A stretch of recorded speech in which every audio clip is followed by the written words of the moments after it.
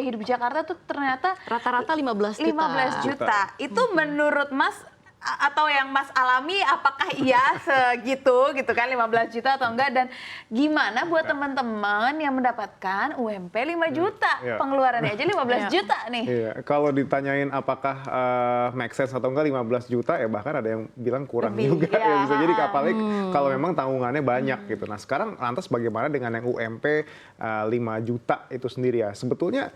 Ya kalau kita lihat 2024 nanti kan memang UMP itu ada di angka 5 jutaan ya di situ ya. Dan sebenarnya ya kalau kita telaah lagi jumlah ini kalau untuk single untuk kebutuhan pokoknya itu sebetulnya masih bisa nutup. Nah tapi lain cerita. Masih bisa nutup ya. Lain cerita ketika orang itu sudah berumah tangga ya di sini. Dan akibatnya kalau memang UMP-nya kecil dan memang realita biaya hidupnya tuh cukup tinggi, ya bisa jadi yang middle class itu yang kelas menengah itu bisa jadi mereka bakal makan tabungan ya kalau emang ada tabungannya. Nah sementara mungkin yang masyarakat yang berpenghasilan rendah ya kalau emang dia nggak punya tabungan dia bisa semakin berutang di situ, semakin tinggi kecenderungan dia untuk mengajukan utang-utang untuk menutupi kebutuhan hidup. Jadi sebetulnya tuh suatu hal yang harus diwaspadai juga sih.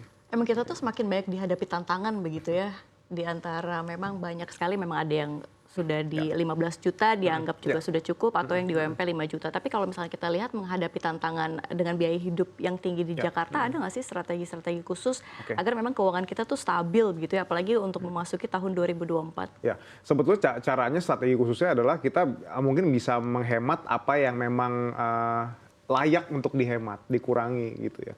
Kalau memang yang dikurangi malah yang sifatnya pokok, saya rasa itu nggak bijak ya. Dan pastinya otomatis yang menambah penghasilan itu sudah paling realistis di situ. Kalau emang kita cuma fokus di berhemat aja mau sampai kapan berhemat, harga bakal naik terus gitu ya. Masa kita pengen income-nya segitu-gitu aja. Iya. Ya. Iya, dan berhemat itu ada kecenderungan kalau berhematnya cuma 1 bulan 2 bulan, oke kita hitungan hemat. Tapi kalau berhematnya udah lama tuh takutnya bisa mengurangi kualitas hidup juga. Betul juga dan nanti juga ada juga yang namanya kayak revenge spending. Jadi kita kan hemat itu sendiri kita kayak mengekang diri kan. Nanti akan ada masanya di mana kita malah balas dendam gitu di situ, dikhawatirkan seperti itu. Itu jadi malah spendingnya malah nggak kekontrol ketika dibalas dendam itu gitu. Nah tapi kan sebenarnya nggak semua orang nih pengeluaran 15 juta.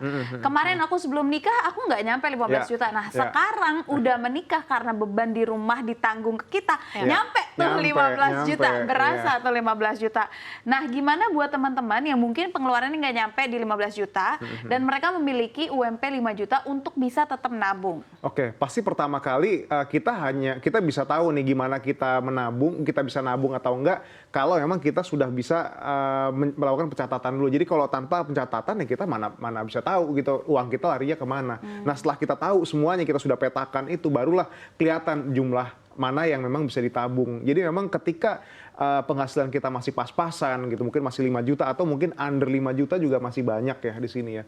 Rajin-rajin memang melakukan pencatatan keuangan. Jadi agar kita terbiasa tahu larinya kemana. Nah dari situ baru kita bisa kelihatan, kira-kira sebulan kita bisa nabung berapa sih. Jadi pos-pos yang bisa diminimalisir seperti yang tadi Mas Akbar bilang, itu bisa kebaca ya dan bisa dikurangin betul-betul. Baik, ini seru banget ya soal ngomongin UMP. Tapi Mas satu lagi aku penasaran nih Syafina, saya sebelum kita break.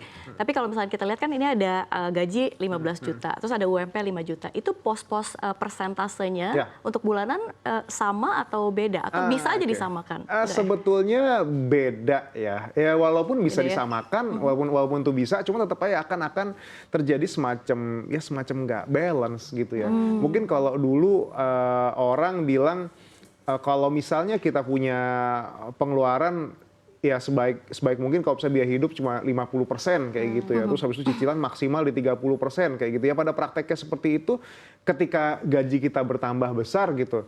Tapi kita ternyata bisa untuk biaya hidup dengan 30% dari penghasilan kita, kenapa enggak? Kenapa harus 50% di situ kan? Nah, sama halnya ketika kita terutama masalah berasuransi gitu ya.